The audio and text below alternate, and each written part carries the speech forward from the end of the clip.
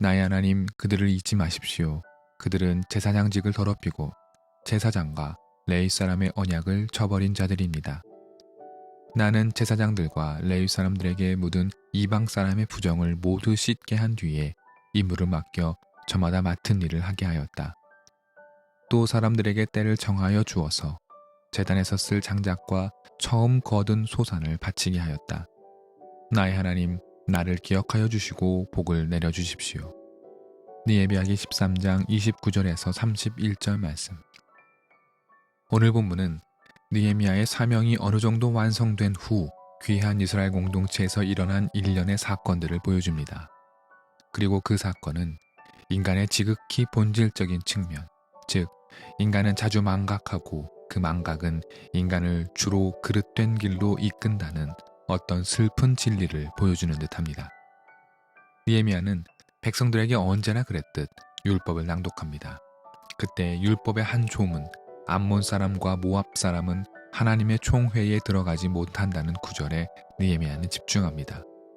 율법의 조문은 분명한 구별을 지시하고 있지만 귀한 이스라엘 공동체는 여전히 암몬과 모압인들과 섞여 살고 있었음을 보여줍니다. 느헤미야는 지시를 내려 속히 이들과 구별하여 살 것을 말합니다. 이스라엘 백성들은 그 지시를 이행합니다. 단순한 명령과 이행이라는 구도처럼 보이지만 몇 가지 생각할 지점이 있습니다. 모압과 암몬 자손과의 생활 구별은 율법의 오랜 전통입니다. 율법은 자주 모압과 암몬 사람들을 이스라엘과 구별하라 말했기 때문입니다. 그러나 귀한 이전에도 그렇고 귀한 이후에도 이 율법은 잘 지켜지지 않았습니다. 우리는 이 율법이 특정 민족을 차별하고 배제하는 듯한 인상을 지울 수 없습니다. 더군다나 이미 무리를 지어 살고 있던 사람들이 어느 날 명령에 의해 서로 갈라져야 한다는 것은 윤리적 가치에도 매우 부적합해 보이기까지 합니다.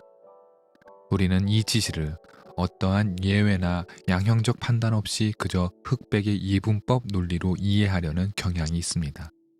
모압 및 암몬 자손과는 어떠한 대화나 접촉도 있을 수 없다는 측면으로 말이지요. 그러나 구약 성경을 전체적인 맥락으로 보면 모압과 암몬 자손은 이스라엘과 때론 적대적으로 또 때로는 우호적 관계를 형성해 왔습니다. 일례로 유다 지파의 유력한 자 보아스는 모압 지파의 이방 여인 룻과 결혼했고 이들의 자손은 훗날 예수님의 조상이 됩니다. 단순히 이방 사람들과 사회적 관계를 맺었다는 것 자체가 타협 불가의 죄라고 보기 어려운 지점들이 성경에는 많이 있습니다. 자연스럽게 이 일은 오늘 본문 후반부에 느헤미야가 강경한 어조로 비판하는 이방 여인과의 결혼 문제와 마찬가지로 연결됩니다. 이방 민족과 함께 어울려 사는 일과 그들과 혼인관계를 맺는 이 일은 귀한 전이나 귀한 후나 이스라엘에서 매우 일상적인 일이었습니다. 보통 사람들은 이방 민족들과 함께 일하고 먹고 마셨으며 가정을 일구기도 하였습니다. 그러나 때때로 이스라엘의 예언자들과 오늘의 느헤미야 역시 이들과의 강력한 구분을 명령합니다. 우리는 이 차이를 어떻게 살펴야 할까요? 먼저 우리는 율법이 근본적으로 존재하는 이유에 대해 생각해 볼 필요가 있습니다. 율법이 이스라엘 백성들에게 주어진 이유는 이들이 율법을 지킴으로 하나님을 기억하고 하나님의 구원하심을 찬양함에 있습니다. 또한 인간은 아무리 어떤 일을 해도 하나님을 만족시킬 수 없습니다. 인간은 인간이고 피조물이며 하나님은 하나님이며 창조주이기 때문입니다. 그러나 인간이 하나님께서 명하신 율법을 행함으로 인간은 하나님의 일에 동참할 수 있게 됩니다. 그리고 하나님을 기쁘게 하는 유일한 실천의 영역이 바로 율법을 행하는 것임을 알 수 있습니다.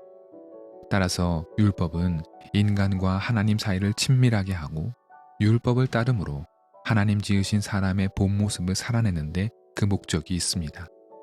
이는 바꾸어 말해 율법이 인간 삶의 자연스러움을 막무가내로 가로막거나 사람의 자유를 억압하여 고통을 주는데 그 목적이 결코 있지 않다는 뜻입니다.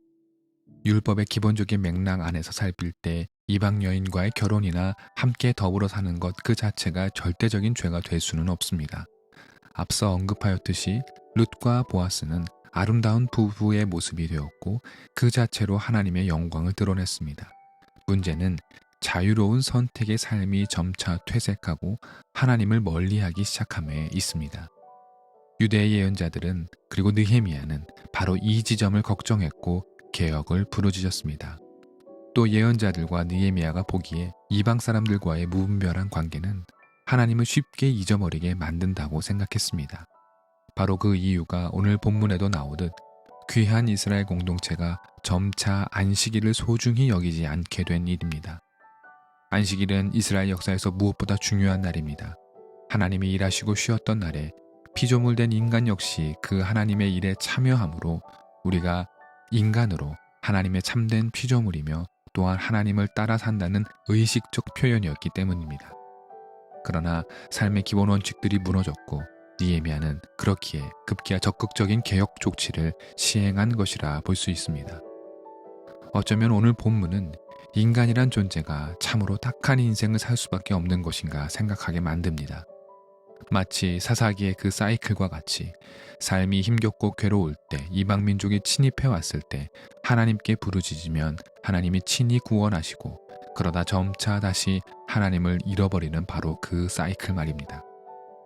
그러나 인간이라 어쩔 수 없다고 포기하면 안 될 것입니다. 구약 성경에는 예언자들이 언제나 개혁을 부르짖었습니다. 이를 가리켜 단 한 번도 개혁이 성취된 적이 없었다는 투의 비관주의로 일관해서는 안 될 것입니다. 오히려 하나님의 사람은 언제나 스스로를 겸비하고 돌아보아야 하는 믿음의 눈이 흐려진다면 때를 막론하고 스스로 개혁하기를 애써야 한다는 신앙의 자세를 되새겨야 하는 이유가 되어야 합니다.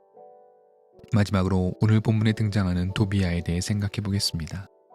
도비아는 느헤미야를 끈질기게 괴롭힌 유력자였습니다. 도비아의 계략이 여러 차례 굴복됐지만 오늘 본문에도 나오듯 그의 권력은 쉽사리 무너지지 않았던 모양입니다. 느헤미야가 자리를 비운 사이 무려 성전의 중요한 업무를 담당하던 한 방을 스스로 치워 그 자리를 개인 사무 공간으로 만들었기 때문입니다. 참으로 기가 막힌 노릇입니다. 하나님의 성전에는 오직 레위 사람들만 기거할 수 있고 성전의 업무와 관련된 공간만이 허락되었는데 그 막중한 명령을 어기고 개인적인 공간을 만들었다니요. 게다가 그 일을 여러 레위 사람들의 도움으로 이루어졌음이 드러났는데 이는 다시금 성전의 권력과 체계가 조금씩 부패하고 있음을 보여주는 일종의 복선이라 할 수 있습니다. 느헤미야는 이 일을 엄히 문책하고 그 자리를 다시 성전 본래의 기능을 하는 방으로 바꾸었습니다. 그러나 우리는 이미 알고 있습니다. 귀한 이스라엘 공동체의 신앙이 귀한 직후 때의 그 모습을 점차 잃어가고 있음을 말입니다. 이 역시 참으로 서글픈 일입니다. 왜 인간은 하나님이 그토록 구원해 주시는 일을 그렇게 쉽게 잊어버리고 마는가? 왜 인간은 과거의 죄악된 모습으로 그렇게 빨리도 돌아가고자 하는가? 인간의 한계인 건가? 우리에게 참 하나님의 사람이 될 수 있는 가능성은 그야말로 하나도 없는가? 이런 슬픈 질문들을 던지게 될 수밖에 없습니다.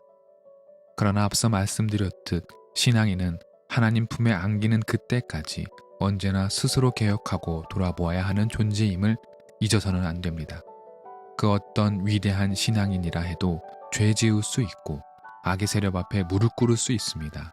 그러나 그때마다 회개하고 다시 받아주시는 하나님 앞에 참회함으로 돌아가야 합니다. 회개와 구원은 일회적인 사건으로 굳어지고 마는 바위 같은 것이 아닙니다. 웨슬리는 이를 가리켜 성화의 길에 모든 그리스도인들이 힘써야 한다고도 말했습니다. 신앙은 어떤 의미에서 분투입니다. 항상 승리하지 못한다 해도 결국 승리의 구주 되시는 그리스도를 바라보므로 오늘도 우리는 죄악된 모습을 멀리하고 주님을 찾아 뚜벅뚜벅 걸어가야 합니다.